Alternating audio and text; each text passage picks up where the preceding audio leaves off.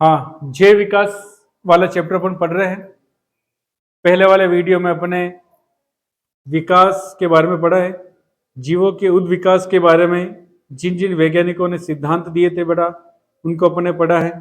Last जो अपने पढ़ी थी थ्योरी बेटा, हेल्डेन और ओपेरॉन का सिद्धांत।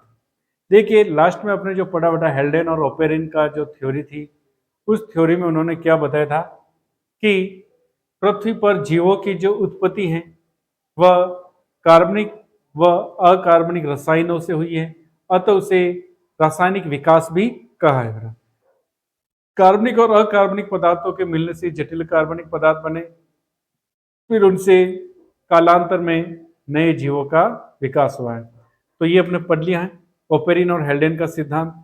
ओपेरिन और हेल्डेन का जो ये सिद्धांत था रासायनिक जैव विकास, इस रासायनिक जैव विकास का प्रायोगिक जो सत्यापन है वो मिलर नामक वैज्ञानिक ने भी किया है।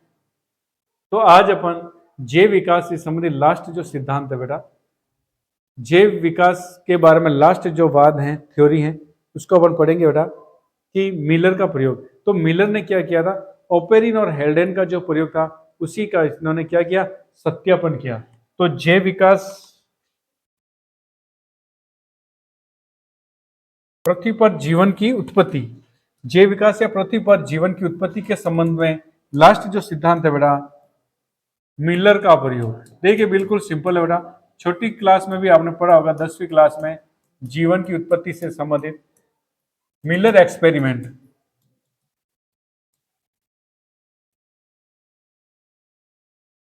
तो पहली चीज बेटा क्या बताई मैंने कि मिलर ने क्या किया था, ओपेरिन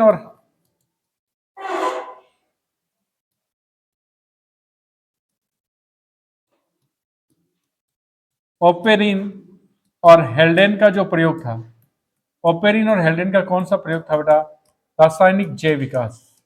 इस रासायनिक जैव विकास का प्रायोगिक सत्यापन किया मिलर ने। तो इसी प्रयोग को अपन पढ़ेंगे बेटा, उसे मिलर का प्रयोग कहते हैं। ओपेरिन और हेल्डेन का जो प्रयोग था बेटा रासायनिक जैव विकास, इसका प्रायोगिक सत्यापन किसने किया बेटा, इसका प्रयोग द्वारा सत्यापन किया है मिलर ने। तो ठीक है बेटा, अपन शुरू करते हैं। जीवन की उत्पत्ति यानी जीव का विकास, पृथ्वी पर जीवन की उत्पत्ति के संबंध में जो अंतिम प्रयोग है, अंतिम जो वाद है, अंतिम जो थ्योरी बेटा मिलर का प्रयोग। मिलर ने क्या किया था, ओपेरॉन और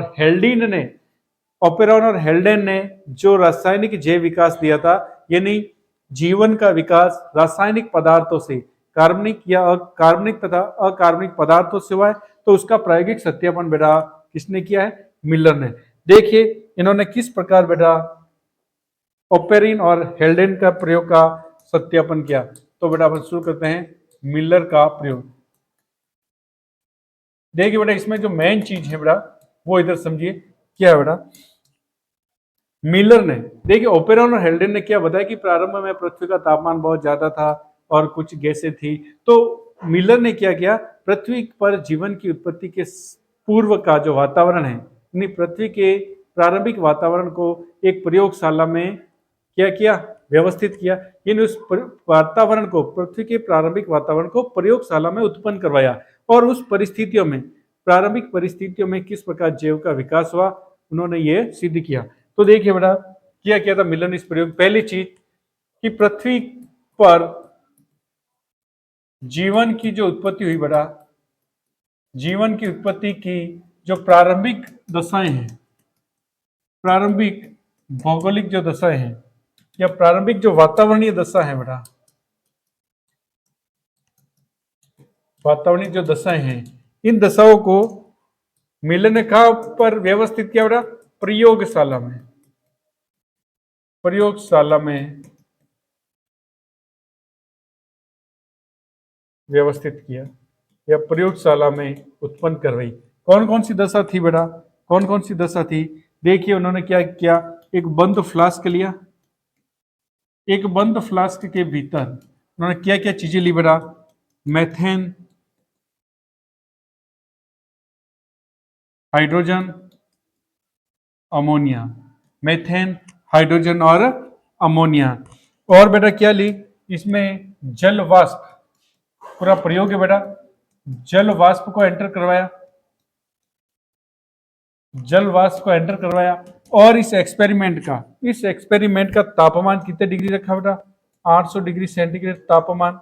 तो मिलर ने क्या किया, पृथ्वी के प्रारंभिक वातावरण को एक प्रयोगशाला में उत्पन्न करवाया। किस प्रकार करवाया कि एक बंद फ्लास्क लिया, उस बंद फ्लास्क में मेथेन, हाइड्रोजन और अमोनिया इन गैसों को लिया और वहां का तापमान किया, सेट किया बेटा उसने 800 डिग्री सेंटीग्रेड, और एक प्रवेश द्वार से जल वाष्प को भी इसमें एंटर करवाया। यानी इसमें जल वाष्प भी थी, मेथेन था, हाइड्रोजन था, अमोनिया थी और टेम्परेचर क्या था 800 डिग्री सेंटीग्रेड।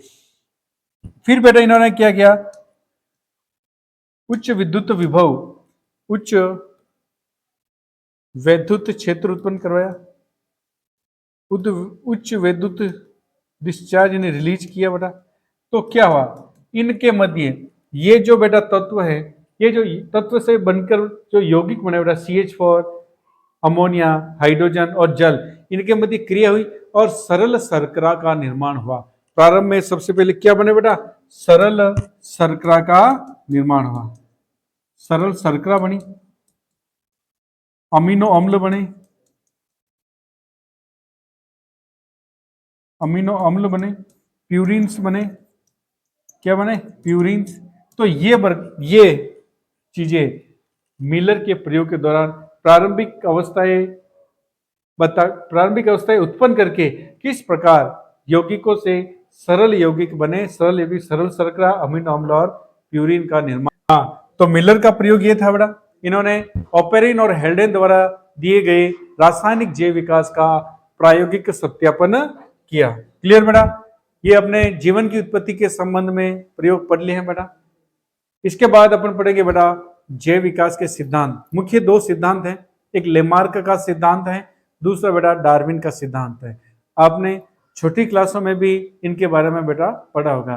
प्रारंभ में लेमार्क वैज्ञानिक थे, उन वैज्ञानिकों ने क्या कहा था बेटा कि जीवों के जो लक्षण हैं, कोई भी जीव अपने जीवन काल के दौरान जो लक्षण अर्जित करता है उस लक्षण को कहते हैं बेटा उपार्जित लक्षण। और उपार्जित जो लक्षण है वह लक्षण एक पीढ़ी से दूसरी पीढ़ी में स्थानांतरित होता है। ये चीज बताई थी लेमार्क ने, लेकिन ये बाद में गलत साबित हुई। मेंडल ने अपने पढ़ा है कि उपार्जित लक्षण जो है एक पीढ़ी से दूसरी पीढ़ी में वही लक्षण वंशागत होंगे जो आनुवंशिक लक्षण होंगे, और आनुवंशिक लक्षण जो हैं वो उपार्जित नहीं होते हैं।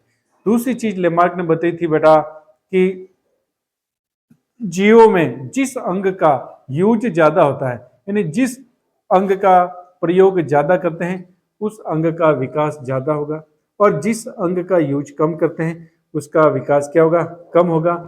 तो बेटा ये भी उन्होंने अंगों के उपयोग और अनुपयोग के आधार पर ये बात बताई। तो अपन शुरू करते हैं जैव विकास का सिद्धांत। तो जैव विकास के सिद्धांत दो है बेटा।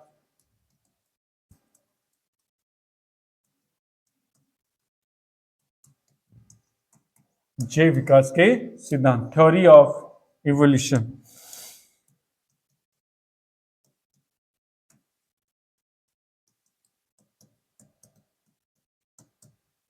पहली थ्योरी बेटा, पहले जो वैज्ञानिक था बेटा लेमार्क।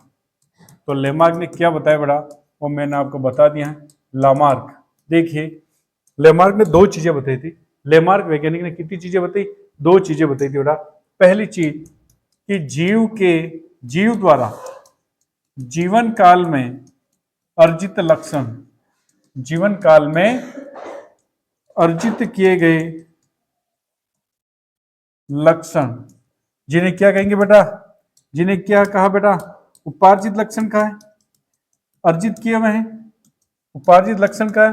तो ये लक्षण मेंडल ने कहा, लेमार्क ने कहा है कि ये लक्षण एक पीढ़ी से दूसरी पीढ़ी में वंशागत होंगे, एक पीढ़ी से अगली पीढ़ी में वंशागत होंगे। इस स्टेटमेंट को बेटा, इस स्टेटमेंट को क्या कहते हैं, उपार्जित लक्षणों की वंशागति, उपार्जित लक्षणों की वंशागति। ये कथन किसका था, लेमार्क का था। ये बात किसने बताई? लेमार्क ने बताई। पहली चीज ये बताई कि बेटा जीव जो अपने जीवन काल के दौरान जो लक्षण अर्जित करता है, जीवन काल के दौरान अर्जित लक्षण का मतलब है जैसे एक बच्चा पैदा हुआ है, बच्चे पैदा होने के समय उसमें कोई बीमारी नहीं है या किसी प्रकार का विशेष लक्षण नहीं है, लेकिन बच्चे की आयु के साथ साथ बच्चा कई प्रकार के नए लक्षण अर्जित करता है जिससे उसकी बुद्धि लब्धि है। कुछ बच्चे ऐसे होते हैं जिनकी बुद्धि लब्धि कम है, यानी कम होशियार होते हैं, और कुछ बच्चे ऐसे जो होशियार ज्यादा हैं, यानी कि एक ही जनक के दो बच्चे हैं तो उसमें से एक होशियार हो सकता है, एक पढ़ाई में कमजोर हो सकता है। तो ये जो लक्षण है बेटा, ये कैसा उपार्जित लक्षण है? ये उन्होंने जीवन काल के दौरान अर्जित किया है, जीवन काल के दौरान सीख के अर्जित किया। या कोई हुनर हो सकता है, यानी कोई अच्छा पेंटर हो सकता है, कोई लिखने में अच्छा हो सकता है, कोई बोलने में अच्छा हो सकता है, कोई पढ़ने में अच्छा हो सकता है। तो ये सारे जो लक्षण है ये उपार्जित लक्षण है। ये लक्षण एक पीढ़ी से अगली पीढ़ी में स्थानांतरित नहीं होते हैं। आपने कभी सुना कि एक व्यक्ति जो होशियार है पढ़ाई में तो उसका बेटा भी होशियार है? ये जरूरी नहीं है। या कोई पेंटर है, पेंटर के जो संतानें हैं वो भी पेंटर बनेगी, तो ये ऐसा संभव नहीं है। तो ये बात बताई थी लेमार्क ने कि उपार्जित लक्षण एक पीढ़ी से अगली पीढ़ी में स्थानांतरित होते हैं, जो क्या साबित हुई बेटा? गलत साबित हुई। दूसरी चीज जो इन्होंने बताई बेटा, दूसरी चीज लेमार्क ने बताई कि जीवों के वे अंग, जीवों के अंग जो ज्यादा उपयोग में आते हैं, जिनका उपयोग क्या होता है, जो ज्यादा उपयोग में आते हैं बेटा, उनका विकास ज्यादा होता है। उनका क्या होगा? वो अंग क्या होते हैं? विकसित होते हैं बेटा। उन अंगों का विकास ज्यादा होता है, और जिन अंगों का उपयोग कम होता है, जिन अंगों का यूज या उपयोग कम होगा, उनका बेटा कम विकास होता है, और धीरे धीरे वो अंग क्या हो जाएंगे? लुप्त हो जाएंगे। धीरे धीरे अंग क्या हो जाएंगे? वो लुप्त हो जाएंगे। इसका एक उदाहरण उन्होंने बताया था कि जिराफ को लेकर इसने उदाहरण दिया था कि जिराफ है, जिराफ पहले उसकी गर्दन लंबी नहीं थी। जिराफ देखा होगा आपने, लंबी गर्दन वाला प्राणी है, जंतु है बेटा। तो जिराफ में लेमार्क ने बताया कि जिराफ का प्रारंभिक अवस्था में, पुराने समय में, काफी काफी सालों, हजारों साल पहले जिराफ भी क्या था? एक जमीन पर उगने वाली घास को चरकर ही भोजन ग्रहण करता था, अतः उसकी गर्दन लंबी नहीं थी। समय के साथ साथ बदलाव हुआ और जिराफ को भोजन के लिए अपनी गर्दन का यूज ज्यादा करना पड़ता था, यानी पेड़ पौधों की शाखाओं टहनियों को खाने की आवश्यकता महसूस हुई, जिससे जिराफ किसका यूज कर रहा था? अपनी गर्दन का यूज करने लगा। यानी गर्दन को बढ़ा बढ़ा कर, गर्दन को और बढ़ा बढ़ा कर बेटा क्या कर रहा था? पेड़ पौधों से अपना भोजन, पेड़ पौधों की शाखाओं से भोजन प्राप्त करना प्रारंभ किया। धीरे धीरे इसे इस प्रकार जिराफ द्वारा गर्दन का यूज ज्यादा किया गया, इसलिए उसकी गर्दन का विकास हुआ। ये चीज बताई लेमार्क ने, लेकिन ये चीज बिल्कुल ये भी क्या हुई बेटा? खारिज हुई। वैज्ञानिकों ने इस पर खूब सारे दूसरे प्रयोग करके इसको खंडित किया। जैसे एक वैज्ञानिक ने बेटा क्या किया, एक चूहा लिया, चूहे की पूंछ काट दी, फिर उसके जो संतान पैदा हुई, बच्चे पैदा हुए, उसके भी जन्मते ही पूंछ काट दी। तो और ऐसे इस प्रकार खूब सारे बेटा उन्होंने क्या किया? प्रयोग द्वारा इसका खंडन किया। तो पूंछ काट के, या दूसरा एक इसका खंडन का उदाहरण था बेटा कि व्यक्ति जो है सेव बनाता है, यानी दाढ़ी बनाता है, तो लगभग हर दूसरे दिन, चौथे दिन या हर 15 दिन में सेविंग करता है, तो उसकी जो संतान है बेटा, क्योंकि उसके लिए सेविंग का यूज नहीं है, अनुपयोगी है, तो उसकी संतानों में पुनः सेविंग क्यों आ रही है, दाढ़ी क्यों आ रही है? तो इस प्रकार इस नियम को क्या किया बेटा? खारिज किया। तो लेमार्क का नियम समझ में आया बेटा? लेमार्क के दो स्टेटमेंट और दोनों क्या हो गए? खारिज हो गए। इसके बाद दूसरा सिद्धांत आता बेटा, महत्वपूर्ण है, डार्विन का सिद्धांत। डार्विन का प्राकृतिक चयन का सिद्धांत, प्राकृतिक चयन का सिद्धांत। हाँ, तो थ्योरी ऑफ नेचुरल सिलेक्शन। देखिए बेटा, थ्योरी ऑफ नेचुरल सिलेक्शन या डार्विन का प्राकृतिक वर्ण का सिद्धांत। इस सिद्धांत की मुख्य बातें क्या है? देखिए, डार्विन का प्राकृतिकवाद सुना होगा, वही प्राकृतिकवाद है बेटा। डार्विन जो है अपने समय का एक बहुत बड़ा जैव विकास के संबंध में प्रयोग देने वाले थे बेटा, बहुत फेमस है। तो इनका अपन को क्या चीजें ध्यान रखनी, एक इंपॉर्टेंट जो चीज इन्होंने बताई बेटा कि प्रत्येक जीव में जनन करने की अपार क्षमता होती है। प्रत्येक जीव में जनन करने की अपार क्षमता होती है, यानी रिप्रोडक्शन की बड़ा इनडेफिनिट कैपेसिटी होती है। तो इससे क्या फर्क पड़ेगा? अगर कोई जीव अपार या असीम मात्रा में जनन करेगा तो उस जाति के जीवों की क्या होगी? संख्या बढ़ेगी, और संख्या बढ़नी चाहिए। प्रत्येक जाति के जीवों की संख्या क्या होनी चाहिए? बढ़नी चाहिए बेटा। तो प्रत्येक जीव में जनन करने की क्षमता जो है वह असीम होती है, लेकिन जाति के जीवों की जो संख्या है, यानी किसी समष्टि या पॉपुलेशन की जो बड़ा आकार है, वो क्या रहता है? निश्चित रहता है। तो क्या चीज बताई इन्होंने बेटा कि प्रत्येक जीव में किसकी अपार क्षमता होती है? जनन की बेटा अपार क्षमता होती है। जनन की अपार क्षमता होती है। तो अपार क्षमता होती है, लेकिन दूसरा स्टेटमेंट इसी में क्या था? परंतु समष्टि, किसी भी समष्टि क्या बेटा? एक ही जाति के जीवों का समूह समष्टि कहलाता है। समष्टि किसे कहते हैं? एक ही जाति के जीवों का समूह है, समष्टि या पॉपुलेशन कहलाता है। जैसे मानव है, मानव जाति की संख्या, मानव की जनसंख्या होगी। कुत्ता जाति है तो कुत्तों की संख्या कुत्ता की समष्टि होगी। तो प्रत्येक जीव में जनन की अपार क्षमता होती है, उसके बावजूद भी समष्टि जो है, समष्टि क्या रहती है बेटा? स्थिर रहती है। समष्टि का जो आकार है बेटा वो क्या रहता है? स्थिर रहता है। ये चीज किसने बताई बेटा? डार्विन ने। अब इसके क्या कारण है? यदि कोई जीव जैसे कुत्ता ही है, रिप्रोडक्शन द्वारा एक बार में कुत्ती लगभग 10 से 12 बच्चे पैदा करती हैं। अब 10 से 12 बच्चे अनेक सारे आने वाले टाइम में या कुछ इसमें में कुत्तों की संख्या क्या हो जानी चाहिए? बहुत ज्यादा हो जानी चाहिए। लेकिन क्या देखते हैं उसमें अपन? बहुत सारे बच्चे वृद्धि करते हुए उस काल के दौरान क्या होते हैं? 80 से 85% या 90% तक बच्चे क्या हो जाते हैं बेटा? मर जाते हैं। एक या दो बच्चे, कुछ ही बच्चे उसमें से जीवित रह पाते हैं। तो वही कारण है बेटा कि समष्टि की संख्या, समष्टि का जो आकार है वो स्थिर रहता है।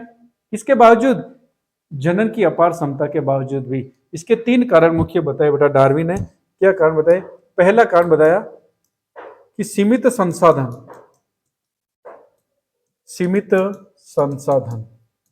लिमिटेड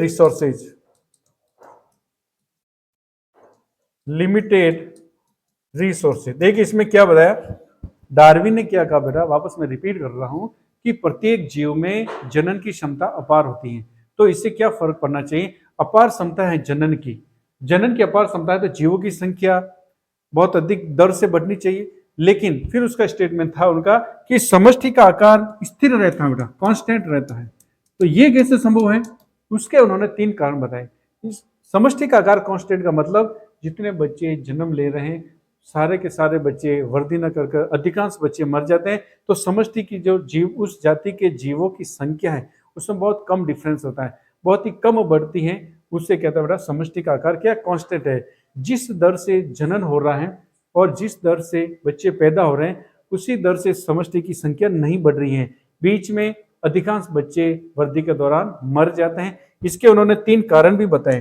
पहला बता सीमित संसाधन। देखिए, एक ही जाति के जीव हैं तो उनकी आवश्यकताएं भी समान होगी। आवश्यकताएं समान होने के कारण उसी जाति के जीवों के मध्य क्या होगी? प्रतिस्पर्धा होगी, और प्रतिस्पर्धा द्वारा अधिकांश जीव क्या हो जाएंगे? मर जाएंगे। तो संसाधनों का सीमित होना पहला कारण था, समष्टि के आकार निश्चित होने का। दूसरा कारण है इसका जीवन के लिए संघर्ष। जीवन के लिए क्या करते हैं? संघर्ष करते हैं। देखिए, वातावरणीय अचानक वातावरणीय परिवर्तनों से कुछ जीव मर सकते हैं और कुछ जीव संघर्ष करके उसमें उत्तर जीविता उनकी बनी रहती है। तो दूसरा बेटा स्ट्रगल फॉर लाइफ, जीवन के लिए संघर्ष। तीसरा जो इंपॉर्टेंट कारण है बेटा,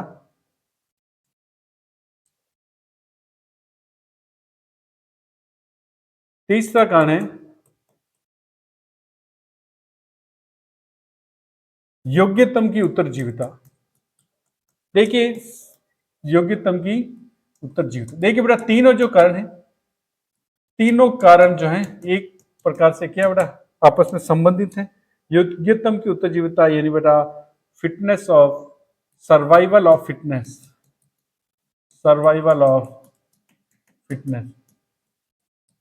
सर्वाइवल ऑफ फिटनेस का मतलब है किसी भी समुदाय में किसी भी स्थान पर जीवों की अगर संख्या अधिक है तो उस जीवों में क्या करती है प्रकृति, क्या करेगी चयन करेगी, यानी जिस जीव के लक्षण प्रकृति के अनुकूल है वह जीव जीवित रहेगा और जिसके लक्षण प्रकृति के अनुकूल नहीं है वह क्या हो जाएगा बेटा नष्ट हो जाएगा। यानी योग्यतम की उत्तरजीविता में सर्वाइवल ऑफ फिटनेस का मीन्स उस वातावरण में, पर्टिकुलर वातावरण में कोई भी जीव तभी जीवित रह सकेगा जब उस वातावरण के योग्य वो बिल्कुल क्या है फिट है। तो बेटा योग्यतम की उत्तरजीविता में क्या लिखेंगे कि जो जीव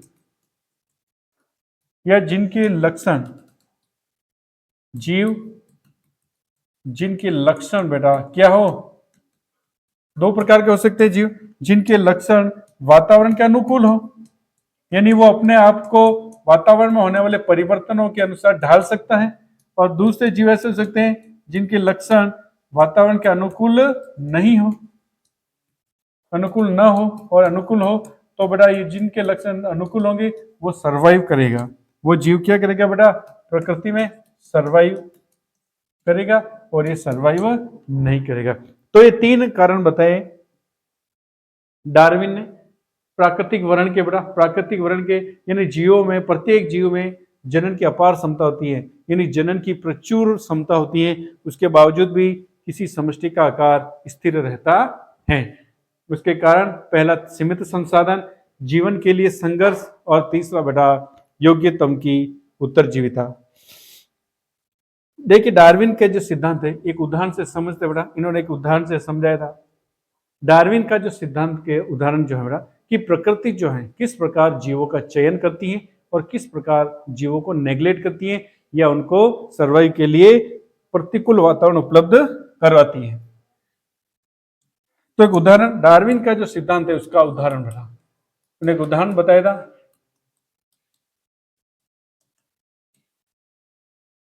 क्या उदाहरण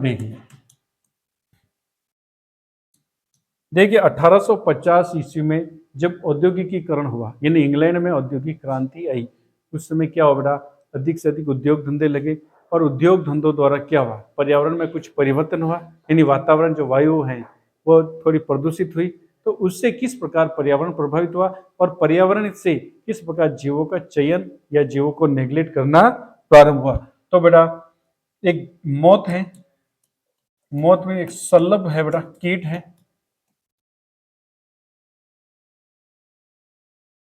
जिसका बेटा उदाहरण के रूप में बताया गया है कि 1850 से पहले, 1850 से पहले यानी औद्योगिकीकरण से पूर्व ब्रिटेन में जब औद्योगिकीकरण हुआ, 1857 की क्रांति हुई, उस औद्योगिकीकरण से पूर्व, और दूसरी स्थिति उन्होंने बताया 1920 के आसपास, यानी औद्योगिकीकरण के बाद, औद्योगिकीकरण जब हुआ बेटा, औद्योगिकीकरण के पश्चात देखिए बेटा क्या स्थिति थी।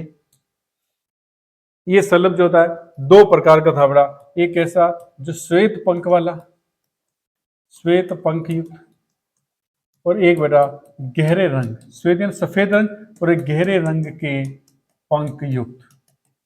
अब देखिए ये जो जीव है दो प्रकार के, एक तो श्वेत रंग के पंख युक्त और गहरे रंग के पंख युक्त। 1857 की क्रांति से पूर्व क्या था बेटा, 1857 की क्रांति से पूर्व श्वेत रंग के जो पंख हैं, श्वेत रंग के पंख वाला मौत या शलभ, इनकी संख्या क्या थी, इस मौत या शलभ की संख्या बेटा ये ज्यादा थे।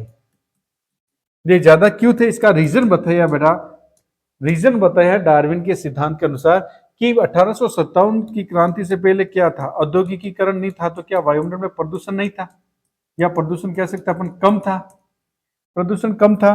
तो प्रदूषण कम होने से क्या था, ये जो शलभ है ये कहां पाया जाता बेटा, पेड़ की शाखाओं पर, पेड़ की शाखाओं पर।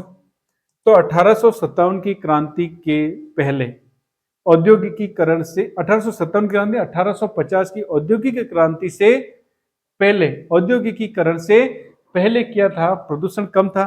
तो इस जिस पेड़ पर ये रहती थी बेटा सल्लभ, इस पेड़ पर एक श्वेत रंग की लाइकेन उत्पन्न होती थी। पेड़ पर श्वेत यानी सफेद कलर की लाइकेन थी। उस श्वेत कलर की लाइकेन पर सफेद पंख के मौत ज्यादा संख्या में थे, क्योंकि बेटा उस श्वेत रंग की लाइकेन के कारण पेड़ की शाखाएं अधिकांश कैसी दिखती थी, श्वेत कलर की, सफेद कलर की, जिसके कारण ये सफेद रंग के पंख वाला मौत, इसको खाने वाले जो भी जीव थे उनको ये दिखाई नहीं देता था। छद्म आवरण इसे कहते हैं, मिमिक्री कहते हैं बेटा इसको।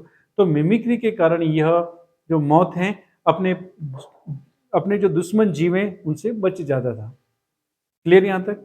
यानी मिमिक्री या छद्म आवरण के द्वारा श्वेत रंग के पंख वाला मौत, लाइकेन के कारण पेड़ का रंग श्वेत हो जाता था, जिसके कारण यह इसको मारने वाले जीवों को कम दिखाई देता और इसको कम भक्षण इसका होता और इस जीव की संख्या बढ़ी। गहरे रंग के पंख वाला सल्लभ जो है व्हाइट कलर के बैकग्राउंड में साफ दिखता है, तो इसको मारने वाले जीवों को ये साफ दिखता था और इसका ही ज्यादा भक्षण होता था। इसलिए इसकी संख्या क्या थी, औद्योगिकीकरण से पहले इसकी संख्या कम थी। तो श्वेत रंग के पंख वाले मौत की संख्या तो ज्यादा थी।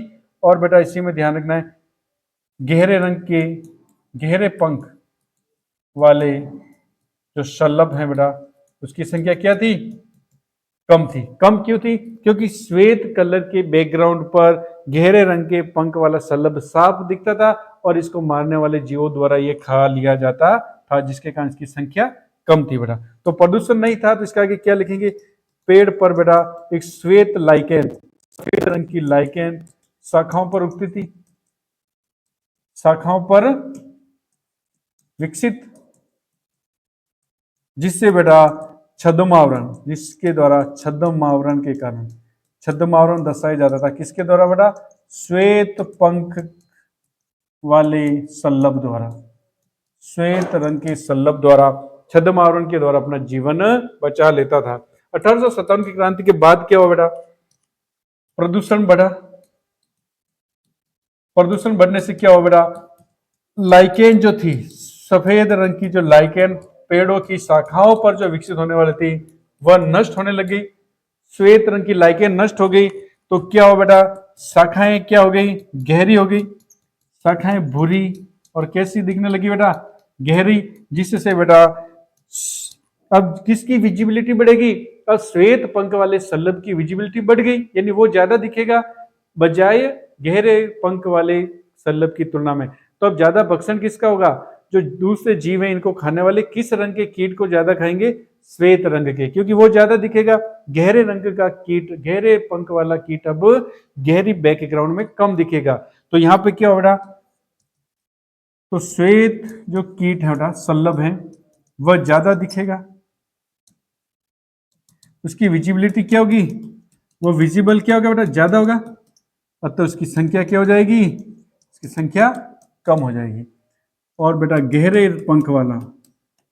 पंख वाला जो सल्लभ है वो बेटा इसका छद्मावरण रहेगा, वो गहरे रंग के बैकग्राउंड में गहरे पंख वाला सल्लभ कम दिखाई देगा उसको मारने वाले जीवों द्वारा, तो इसको कम खाया जाएगा और ये बेटा इसकी संख्या क्या होगी, इसकी संख्या बढ़ी। तो ये इन्होंने एक्सपेरिमेंट के द्वारा डार्विन के सिद्धांत के अनुसार किस प्रकार प्रकृति जीवों का चयन करती है, ये बेटा डार्विन के सिद्धांत का उदाहरण है। एक सल्लभ है जो दो प्रकार का होता है, एक के श्वेत पंख युक्त है, एक गहरे पंख युक्त। 1857 की क्रांति से पहले प्रदूषण कम था।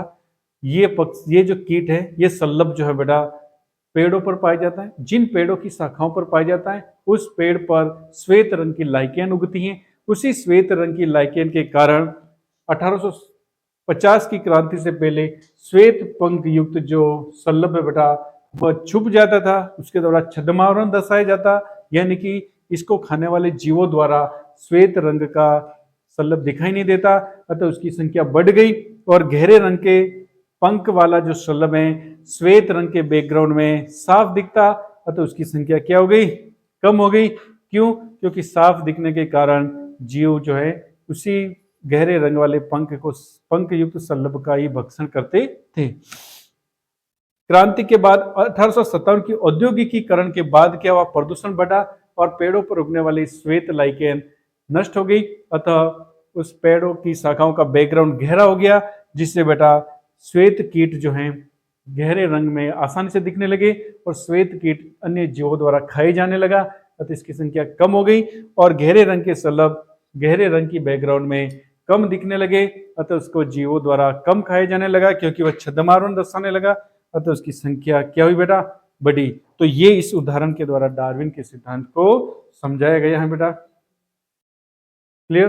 तो अपने दो सिद्धांत पढ़े, उससे पहले एक मिलर का प्रयोग पढ़ा है, लेमार्क का सिद्धांत और डार्विन का सिद्धांत। ठीक है बेटा, ओके।